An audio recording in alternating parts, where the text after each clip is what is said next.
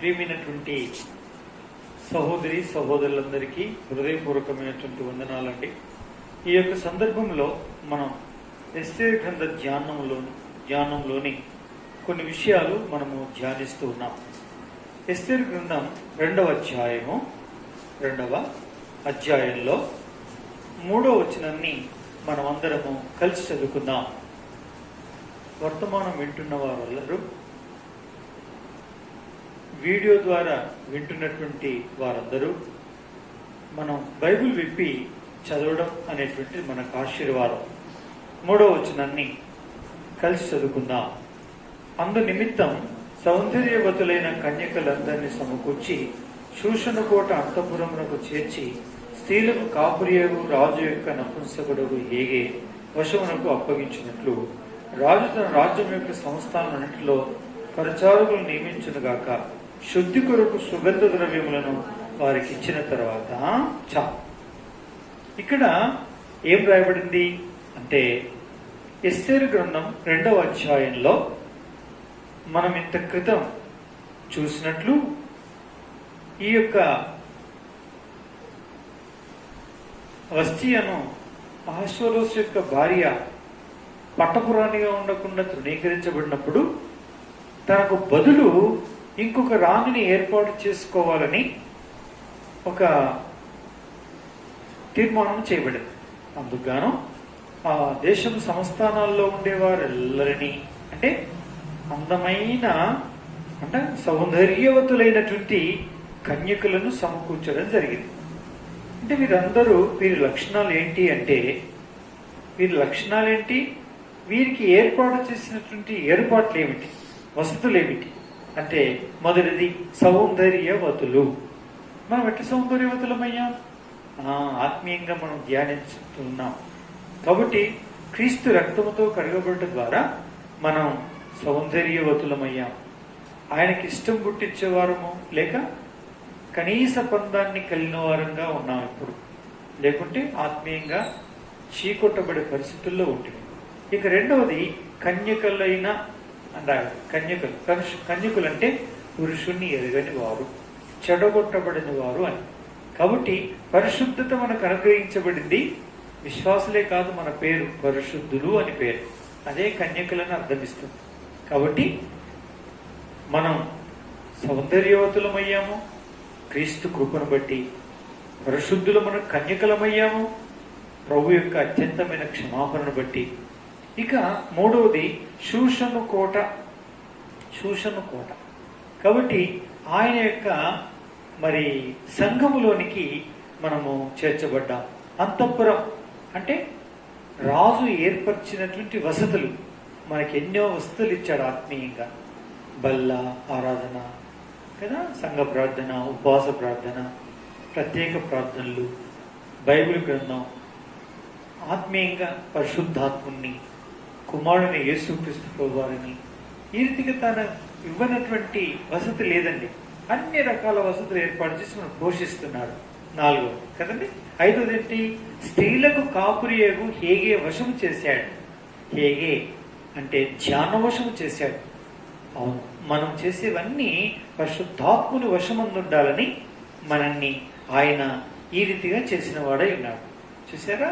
కాబట్టి మనం చేయనివన్నీ కూడా పరిశుద్ధాత్మ యొక్క వశమైన వారంగా ఉండి చేయాలి. ప్రార్థన చేసిన, ఆరాధన చేసిన, బైబిల్ చదివిన, సువార్త చెప్పిన, వాక్యము చెప్పిన, పిల్లరా ఏం చేసినా పరిశుద్ధాత్ముని యొక్క వశమందై ఉండి మనం ఆయన్ని వెంబడించాలి. అది పిల్లరా మనము సిద్ధపడే విధానం. అలా చేయుట ఆయన వచ్చినప్పుడు చూస్తాడో వారి ఎంత ఆయనకు ఇష్టం పడుతుంది. ఎవరి ఎంత అలా ఇష్టం పడుతుందో వాళ్ళందరూ కూడా కడబూర శబ్దం వింటారు. వారందరూ కూడా ఏమైపోతారండి? ఎత్తపడతారు. ఆయన మేఘాల మీద తన అంతఃపురంలోకి ఏం చేస్తారు? మనల్ని తీసుకుని వెళ్తాడు. ఎంత భాగ్యం అండి! ఇది ఎన్నోదండి? 5వది. ఇక 6వది ఏంటి? చివరిది. శుద్ధి కొరకు సుగంధ ద్రవ్యములను వారికి ఇచ్చి. ఏమిచ్చాడండి? శుద్ధి కొరకు సుగంధ ద్రవ్యాలు ఇచ్చాడు. శుద్ధి కొరకు సుగంధ ద్రవ్యాలు ఇచ్చాడు. నా ప్రియమైనటువంటి వల్లరా, సుగంధ ద్రవ్యాలంటే అర్థం ఏంటండి? సువాసనను వెదజల్లేది అని. ఇప్పుడు చూడండి, సుగంధ ద్రవ్యాలు అంటే ఈజీగా అర్థం కావాలంటే ఈ దినాల్లో ఇక్కడ మనం ఎంతమంది కూర్చున్నామో అన్ని రకాలైన సబ్బులు వాడేసేస్తాం మనం. ఒకరు నచ్చింది ఒకరు నచ్చరు కదా. ఒకరు పిఎస్ అంటే, ఒకరు లైబై అంటే, ఒకరు లక్స్ అంటే, ఒకరు రెక్సోనా అంటే, ఇంకొకరు ఇంకోటి సంతూర్ అంటే కదా. ఎన్ని రకాల సబ్బులు ఉన్నాయో అన్ని రకాల సబ్బులు వాడుతూ ఉంటాం. ఒక్కొక్క ఇంట్లో మనిషికి ఒక్క రకమైనటువంటి సబ్బులు తెచ్చుకుంటారు, ఎవరిష్టం వాళ్ళు. తర్వాత కొద్ది కాలం వాడిన తర్వాత మళ్ళీ ఆ సోప్ వాడరు, ఇంకో సోప్ వాడతారు. ఆ తర్వాత అది పాతగైనాక ఇంకో సోప్ వాడతారు, ఆ తర్వాత ఇంకో సోప్ వాడతారు. పిల్లరా, అయితే వాళ్ళు స్నానం అంతా చేసుకుని వచ్చిన తర్వాత కూడా ఒక గంట సేపటికి కూడా వారి దగ్గరికి వెళ్ళి వాసన చూస్తే తెలుస్తుంది. ఏమని? మీరు రెక్సోనా సోప్తో చేశారా, మీరు ఇంటర్నేషనల్ రెక్సోనాతో చేశారా, లేక సంతూర్తో చేశారా, లైఫ్తో చేశారా, లేకుంటే డవ్తో చేశారా, ఏ సోప్తో చేశారు మీరు? మీ వాసన చూసి చెప్పొచ్చు. చూసారా? అంటే ఏమున్నాయి అట్లా? సుగంధ ద్రవ్యములు ఉన్నాయి. చూసారా? అంటే సుగంధ ద్రవ్యములను ఇచ్చి శుద్ధి కొరకు వారిని శుద్ధీకరించాలని నియమం చేయబడింది. చూసారా? ఈ యొక్క సోపుల సంగతి, ఈ బాడీ లోషన్స్ సంగతి మనం ఇక ఈ ముచ్చట కొంచెం పక్కకు పెడితే ఆత్మీయంగా మన వరుడు, మన విభుడునైన యేసుక్రీస్తు ప్రభువారు మన కొరకు ఏ విధమైన శుద్ధి కొరకైన సుగంధ ద్రవ్యాలు ఆత్మీయంగా చేశాడు, వేటినిచ్చినాడు అనేది మనం ఇప్పుడు చూస్తాం. చూసారా? అంటే మనం ఎన్ని సోపులైనా, ఎన్ని రకాలైన లోషన్స్ అయినా ఇవన్నీ మన శరీరమును శుద్ధీకరిస్తాయి. అంతేగాని మన మనస్సును, మన మనస్సాక్షిని, మన యొక్క హృదయాంతరంగాన్ని, మన ఆత్మను శుద్ధీకరించజాలవు. మరి వాటిని శుద్ధీకరించాలంటే ఆత్మకు భర్త అయ్యున్నా, విభుడయ్యున్నా, కోరుకున్నవాడయ్యున్నా, కోరి తన ప్రాణం పణంగా పెట్టి మనని రక్షించి సౌందర్యవతులైన కన్యకల జాబితాలో చేర్చిన మన విభుడు మన శుద్ధి కొరకు ఏ సుగంధ ద్రవ్యాలు ఉంచాడు దైవ గ్రంథంలో? 1 యోహాను 5వ అధ్యాయం చూడండి. 1 యోహాను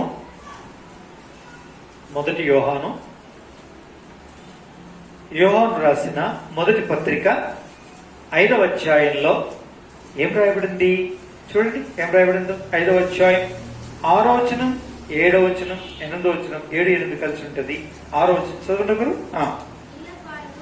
నీళ్ల ద్వారాను రక్తము ద్వారాను వచ్చిన ఈయనే, యేసుక్రీస్తే. నీళ్లతో మాత్రమే కాక నీళ్లతోనూ రక్తముతోనూ వచ్చాను. ఆత్మయే. ఎందుకండి? నీళ్లతో ఎందుకు వచ్చాడు? ఆత్మతో ఎందుకు వచ్చాడు? అసలు ఎందుకొరకు వచ్చాడు? మనల్ని శుద్ధీకరించడానికే. మన కొరకు శుద్ధీకరించడానికి వచ్చి వీటిని పిల్లరా మన కొరకు వదిలిపెట్టేసేసాడు. ఏమిటి వదిలిపెట్టాడు? 7వ వచనం, 8వ వచనం చదవండి. ముగ్గురు, ఆత్మయు, నీళ్లును, రక్తమును.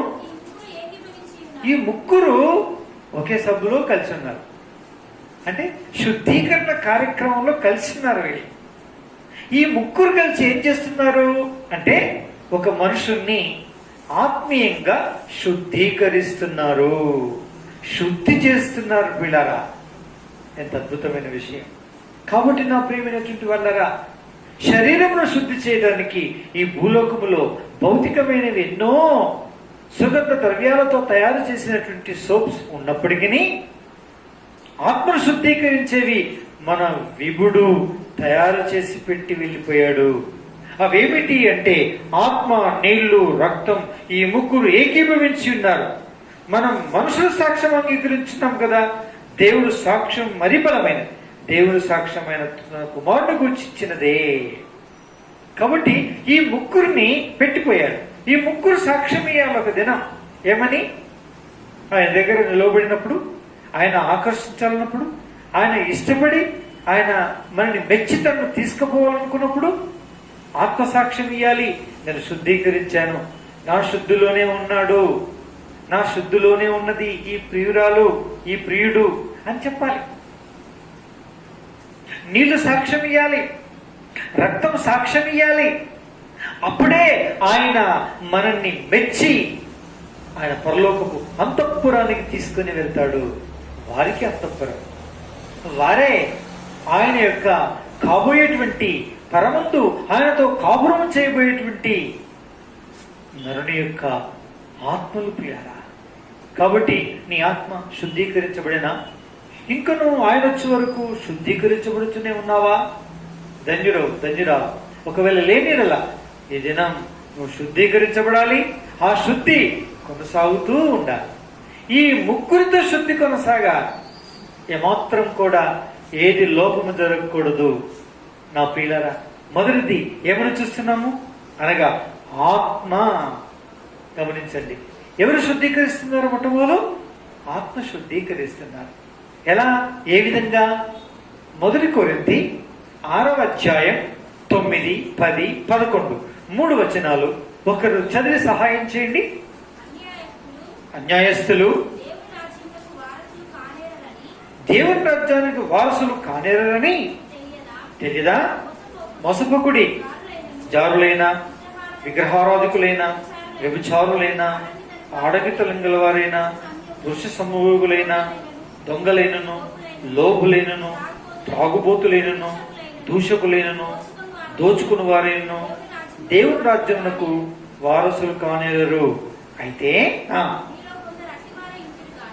అయితే మీరు కొందరు అతివారయుంటిరు. మీరు అయితే నామములను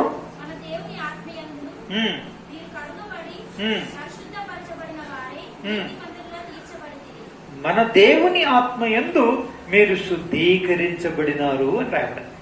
ఎంత మంచి మాట అండి. అంటే పరిశుద్ధాత్ముడు ఏం చేస్తాడు? మనల్ని శుద్ధి చేస్తాడండి. శుద్ధి చేస్తాడు.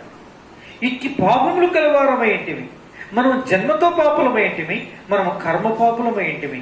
ఈ జన్మ కర్మ పాపులమైనటువంటి మనల్ని ఆయన ప్రేమించి మన కొరకు ఆయన తన ప్రియమైనటువంటి కుమారుని ద్వారా అద్భుతంగా తన ఆత్మను మనకు అనుగ్రహించి అట్టి ఆత్మ చేత మనని ఏం చేస్తున్నాడు? ఆయన శుద్ధి చేసి ఇంకను శుద్ధీకరిస్తున్నాడు. మనల్ని నీతిమంతులుగా తీర్చి నీతిమంతుల జాబితాలో చేర్చాడు. ఒకానొక దినం ఈ ఆత్మ సాక్ష్యం ఇవ్వనైనాడు. ఏమని? పాపమును గూర్చియు, తీర్పును గూర్చియు, నీతిని గూర్చియు నేను ఒప్పింపజేశాను. సువార్త ప్రకటింపబడినప్పుడు దేవుని యొక్క వాక్యమును నమ్ము అని నేను ఒప్పింపజేశాను. లేకపోతే నిత్యమైన తీర్పు అగ్ని గుండముందని జ్ఞాపకం చేశాను. దానికి పరిష్కారం క్రీస్తు యేసు ప్రభువు వారు నీతే అని బోధించాను, తెలియచేశాను. అట్టి మాటలు విన్నారు, పశ్చాత్తాప్తులయ్యారు, పాపాలు ఒప్పుకున్నారు, కడగబడి పవిత్రీకరించబడ్డారు. నేను చేసిన కార్యములో వీరు పాలు పొందారు, వీళ్ళు అంగీకరించారు, విధేయత చూపించారని సాక్ష్యం ఇచ్చేస్తాడు. ఎంత మంచి మాట చూసారా? ఇట్టి పరిశుద్ధాత్మకు మీరు ఆలయమై ఉన్నారని మీరు ఎరగరా? కాబట్టి ఈయన ఎప్పుడు దుఃఖపరచకుడి, ఆర్పివేయకండి. ఎప్పుడు ఈయన శుద్ధిని కోరి ఎల్లప్పుడూ నీ విపుడు వచ్చే వరకు ఇట్టి శుద్ధిలో కొనసాగుతూ ఉండు అని అంటుంది దేవుని యొక్క వాక్యం. అట్టివారే సౌందర్యవతులైన కన్యకలకు ఆయన ఏర్పాటు చేసినటువంటి సుగంధ శుద్ధి కొరకు సుగంధ ద్రవ్యాలివి. ఇట్టి అనుభవంలో మొట్టమొదటి మనుషుడు ఉండాలి. అదేంటండి, ఎవరింటి అనుభవంలో ఉంటాడో అట్టివారు ఎప్పుడు ఈ భూలోకం వదిలిపెట్టినా లేక ప్రభు ఎప్పుడు వచ్చినా వీళ్ళగా కొనిపోబడి ఆయన పరమందు తీర్చబడేది నిశ్చయమే. ఆయన వచ్చినప్పుడు ఆయనతో పాటు ఎత్తబడేది నిశ్చయమే. ఆయన అంతఃపురములో చేరేది నిశ్చయమే. ఇది నీకున్నదా?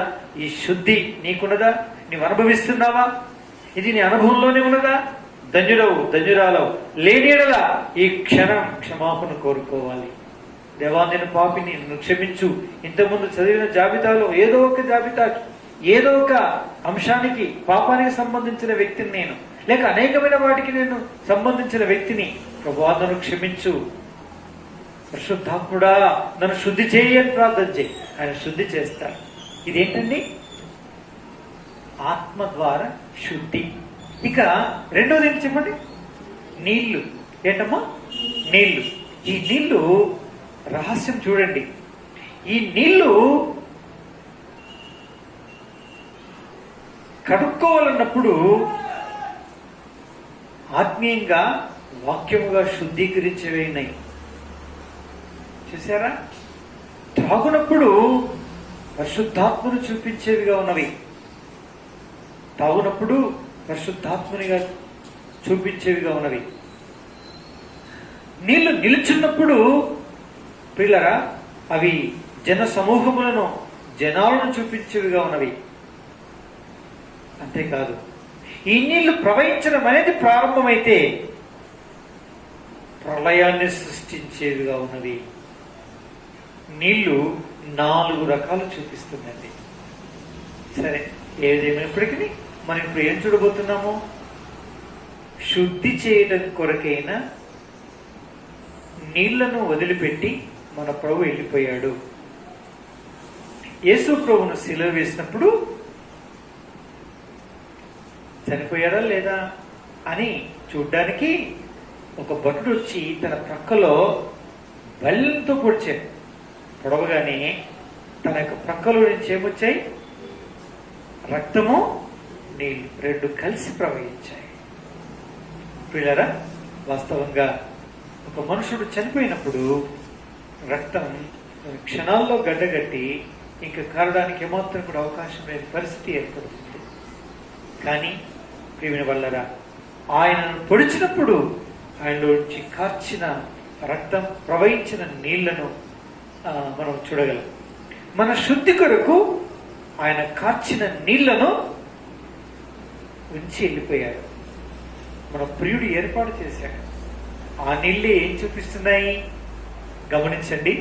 ఎఫెసీయులకు రాసిన పత్రిక 5వ అధ్యాయం, ఎఫెసీయులకు రాసిన పత్రిక 5వ అధ్యాయం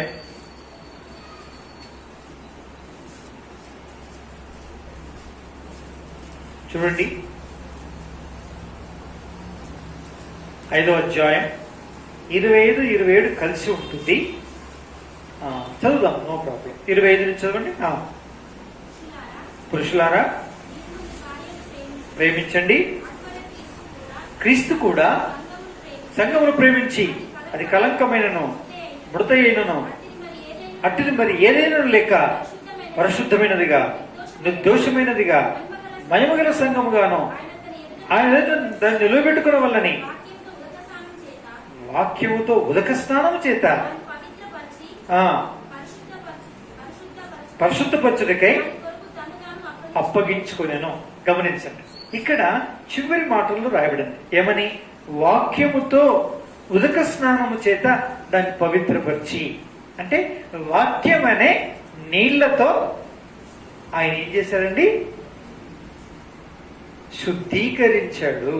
ఎందుకు అంటే తన ఎదుట నిర్దోషమైనదిగాను, నిష్కలంకమైనదిగాను, డాగు మరక లేనటువంటిదిగా తన ఎదుట నిలువబెట్టుకున్న వల్లని తను తానే అర్పించుకున్నాడు అంటారు. ఏమి కార్చి అప్పగించుకున్నాడు? ఉదకమును కార్చి అప్పగించుకున్నాడు. ఈ ఉదకము సామాన్యమైనది కాదు. మళ్ళీ అందులో నీళ్లలో ఉదకం వేరు, నీళ్లు వేరు. ఉదకమని దేన్ని అంటారో తెలుసా? ప్రియమైన వాళ్ళరా, పూజించు మన హైందవ సోదరి సోదరులు ఆలయానికి వెళ్ళినప్పుడు కంపల్సరీ టెంకాయ తీసుకుని వెళ్తారు. ఎందుకో తెలుసా? ఈ యొక్క అంటే బావిలో కానీ, సముద్రంలోని కానీ, నదిలోనివి కానీ అన్ని కూడా ప్రవహించుట ద్వారా అపవిత్రమైనవిగా ఎంచిన వారే పిల్లరా, కేవలం చెట్టులో నుంచి వచ్చినటువంటి ఆ కొబ్బరి కాయలో ఉన్నటువంటి నీళ్లు అవి పవిత్రమైనటువంటి జలముగా ఎంచిన వారై పిల్లరా దాన్ని కొట్టి ఆ యొక్క నీళ్లతో ఏం చేస్తారండి? దేవుణ్ణి ఆరాధిస్తారు. అంటే దాన్ని ఉదకము అంటారు. గమనించండి, పవిత్రమైన జలం అని ఒక అర్థం ఇస్తుంది. అయితే యేసు ప్రభు వారు మనల్ని శుద్ధీకరించడానికి ఏమి ఉపయోగించాడో తెలుసా? తన ఒంటిలో నుంచి కార్చిన నీళ్లను మనల్ని శుద్ధీకరించడానికి ఈ లోకంలో వదిలిపెట్టి వెళ్ళిపోయాడు. ఆ నీళ్లే దేవుని యొక్క వాక్యం అని రాబడింది. వాక్యముతో, వాక్యమనే ఉదకముతో మనల్ని శుద్ధీకరించాడు. వాక్యమనే ఉదకముతో మనల్ని ఏం చేశాడు? శుద్ధీకరించాడు. ఆ ఉదకమే వాక్యం. ఆ వాక్యమే ఆది యందుండెను, ఆ వాక్యము దేవుడు దగ్గరుండెను, ఆ వాక్యమే దేవుడై ఉండెను. ఆయన కృపా సత్య సంపూర్ణుడుగా మన మధ్య నివాసము చేసెను. ఆయన యందు విశ్వాసం ఇచ్చిన వారందరినీ దేవుని పిల్లలకు ఔటక అధికారం అనుగ్రహించను అని రాయబడింది. కాబట్టి పిల్లరా, ఈ నీళ్లు మనల్ని ఏం చేస్తున్నాయండి? శుద్ధి చేస్తున్నాయి. అనగా వాక్యం మనల్ని శుద్ధి చేస్తుంది. 119వ కీర్తన 9వ వచనం చదవండి ఒకరు దయచేసి. కీర్తన గ్రంథం 119 9వ వచనాన్ని దయచేసి చదివి త్వరగా సహాయం చేయండి.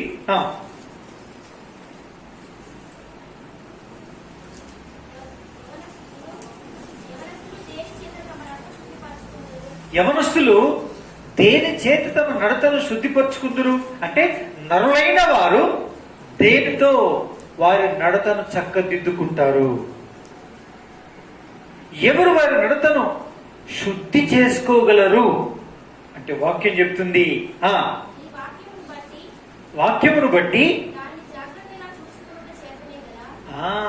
వాక్యాన్ని బట్టే కదా, దాన్ని జాగ్రత్తగా చూసుకున్నట చేతనే కదా.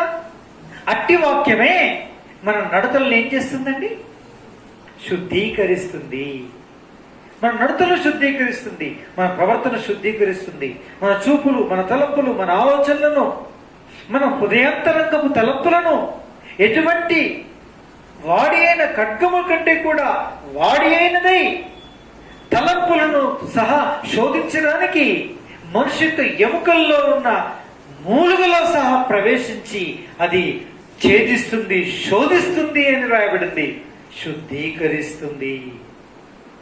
ఇది జీవగల దేవుని యొక్క వాక్యం. ఆ వాక్యమే నీళ్లు, ఆ నీళ్లే ఉదకం. ఆ ఉదకము చేతనే మనల్ని శుద్ధీకరించాడు మన ప్రియుడు. ఇంకనూ ఈ ప్రక్రియలోనే మనం కొనసాగవల్లని దేవుని యొక్క వాక్యం చెప్తుంది. చూసారా ఎంత అద్భుతం అండి. అవును, ఆ సౌందర్యవతులైన కన్యకలను శుద్ధి కొరకు సుగంధ ద్రవ్యాలను ఆ రాజు ఏర్పాటు చేసినట్టు నీ కొరకు, నా కొరకు మన పరమ విభుడైన యేసుక్రీస్తు ప్రభువారు మనల్ని శుద్ధీకరించి కలంకం మడత లేకుండా ఆయన స్థితిని నిలబెట్టుకోవడం కొరకై ఈ భూలోకంలో తన సొంత ఒంటిలో నుంచి కార్చినటువంటి ఉదకమనే ఆ పవిత్రమైన జలాన్ని, పవిత్రమైన జలం అనేటువంటి జలాన్ని ఆయన అద్భుతమైనటువంటి మాట వాక్యాన్ని మన కొరకు వదిలిపెట్టి వెళ్ళిపోయాడు. ఇది శుద్ధి. అందుకే ఒకరోజు శుద్ధీకరించబడితే సరిపోదు. పూర్తి స్నానం చేయకపోయినప్పటికీ స్నానము చేసిన వాడు కాళ్ళని ఏం చేయాలి? కడుక్కోవాలి. ప్రభు చెప్పాడు అదే పేతురుకు. స్నానం చేసిన వాడు మరలా స్నానం చేయొద్దు, కానీ కాళ్ళు కడుక్కోవాలి. అంటే నడతలు శుద్ధి చేసుకోవాలి అని అంటాం. కాళ్ళు అంటే ఏంటండి? నడతలు, నడవడిక విధానములను శుద్ధీకరించుకోవాలి అని అంటాం. అలా శుద్ధీకరించేదే దేవుని యొక్క వాక్యం, నీళ్లు. చూసారా? అయిపోయింది. ఇప్పుడు ఇక చివరి మాట చూసేసి మనము ముగించుకుందాం. 5వ అధ్యాయం 7-8 వచనంలో ఆత్మ, నీళ్లు, రక్తం, ఈ ముగ్గురు ఏకీభవించి ఉన్నారు. రక్తం తెలుసు కదా మనకి. రక్తం ఏం చేస్తుందండి? రక్తం ఏం చేస్తుంది?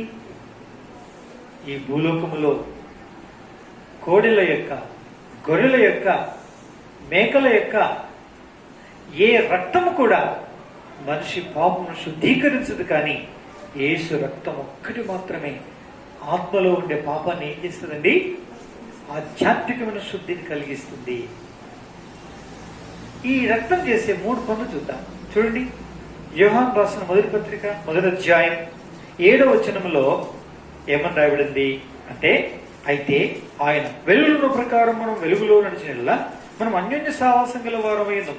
అప్పుడు ఆయన కుమారుడైన యేసు రక్తం ప్రతి పాపం నుండి మనను పవిత్రులుగా చేయును. ప్రతి పాపం నుండి కూడా మనం ఏం చేస్తుంది? పవిత్రులుగా చేస్తుంది. ఏం చేస్తే? మనము చేసిన పాపములు మనము ఒప్పుకున్నట్లయితే. చూసారా, మనం చేసిన పాపాలను మనం ఒప్పుకుంటే ఆయన రక్తం మన పాపాలను ఏం చేస్తుంది? కడిగేస్తుంది. అవును, ఎవరు వారి పాపములు ఒప్పుకుందరో వారెల్లరి పాపాలను ఏం చేస్తుంది? క్షమిస్తుంది. కాబట్టి పిల్లారా, ఆ రీతిగా పాపములను ఒప్పుకొనొచ్చు. ఆయన ప్రశస్త రక్తదాల చేత కడగబడి శుద్ధీకరించబడుతూ ఉండాలి. శుద్ధీకరించబడాలి, ఆ తర్వాత శుద్ధీకరించబడుతూ ఉండాలి. జ్ఞాపకం ఉంచుకోండి. హెబ్రీయులకు రాసిన పత్రిక చూడండి, 10వ అధ్యాయం 2వ వచనం చదవండి. హెబ్రీ 10వ అధ్యాయం 2వ వచనం. అలావు చేయగలిగిన ఎడల తర్వాత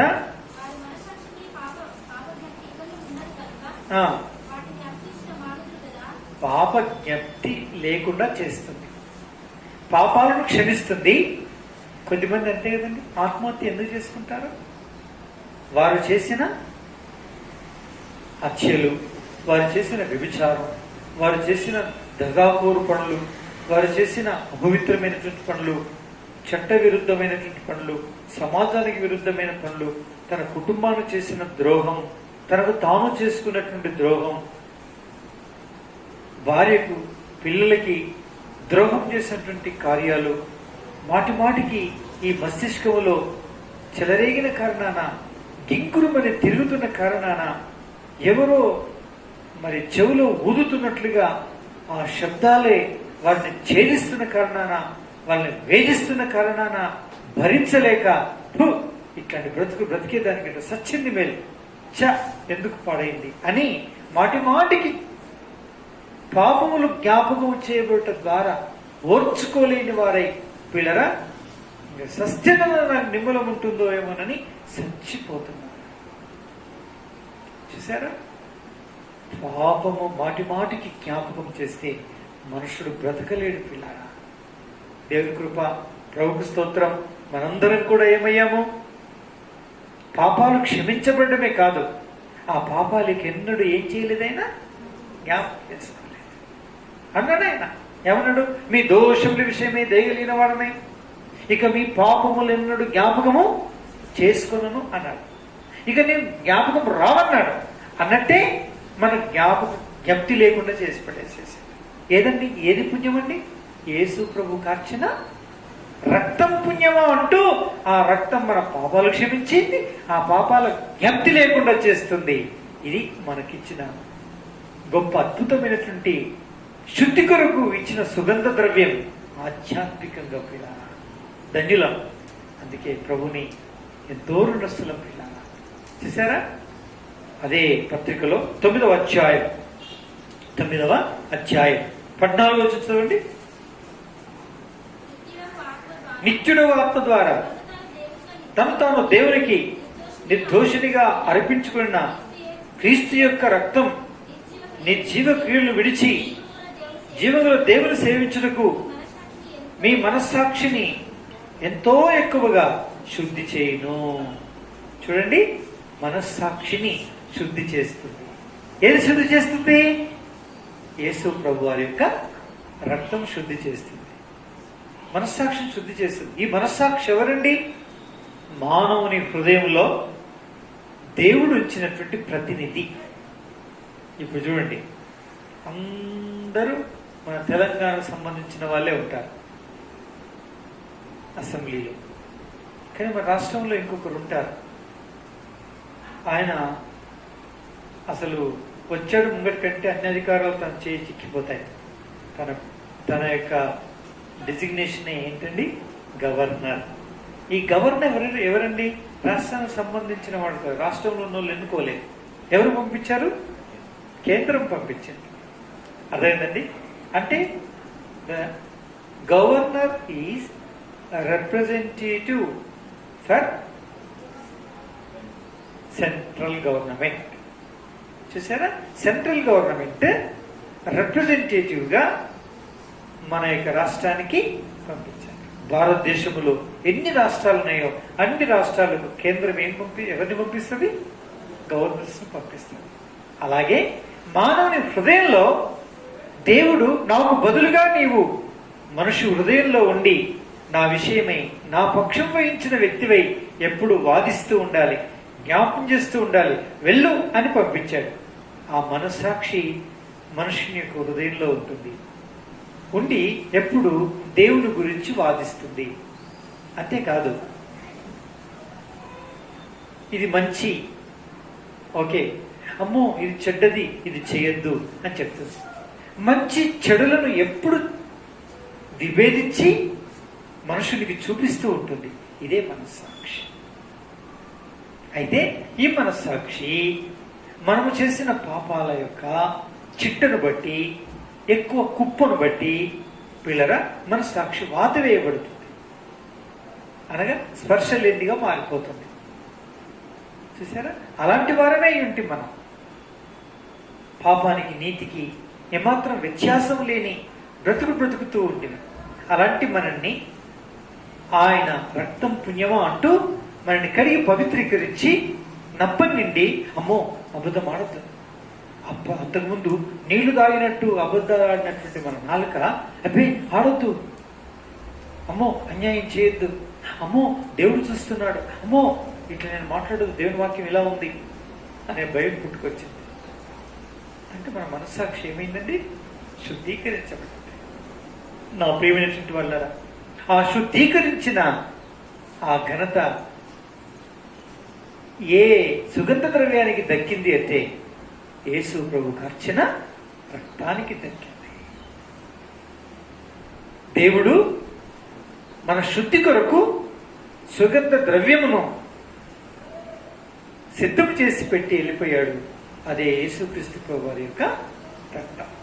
కాబట్టి నా ప్రియ సోదరి సహోదరులారా, ఈ రీతిగా మనం శుద్ధీకరించబడ్డాం.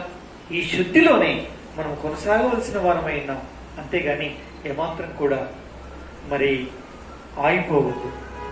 అందుకే ఈ ముగ్గురి యొక్క నిర్విరామ కృషిలో మనం పాల్గొంది, లేక వాటిని ఉపయోగించుకొని మనం ఎప్పుడు మన ప్రియ ప్రభు వచ్చే వరకు మనం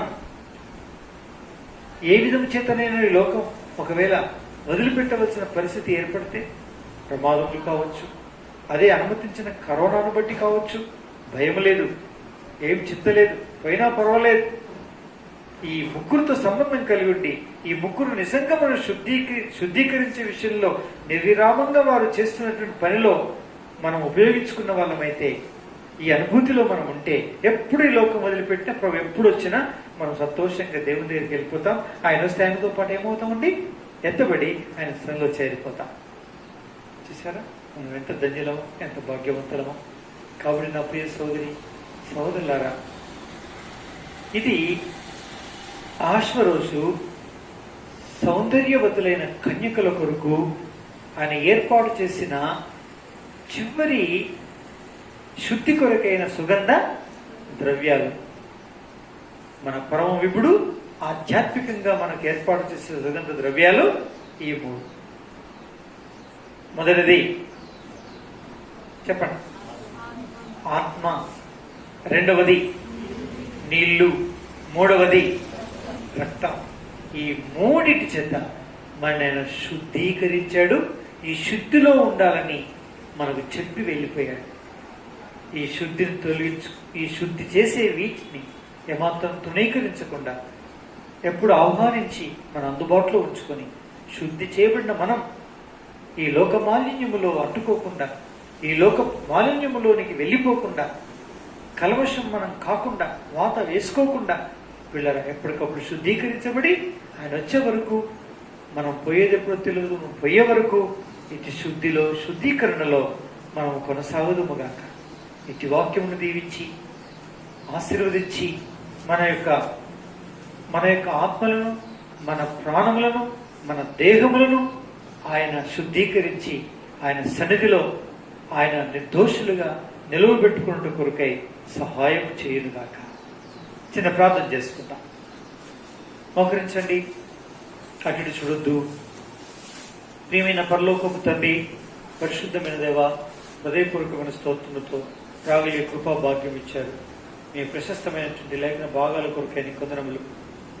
ఆహాస్వరోజు మరి సౌందర్యవతులైన కన్యకల కొరకు ఏర్పాటు చేసినటువంటి సదుపాయాల్లో శుద్ధి కొరకు సుగంధ ద్రవ్యాలు ఎలా చేశాడు. పరమ విగుడమైనటువంటి మా యేసుక్రీస్తు ప్రభువా, మీరు మా కొరకు ఏర్పాటు చేసినటువంటి ఈ 3 సుగంధ ద్రవ్యాల కొరకు స్తోత్రాలు.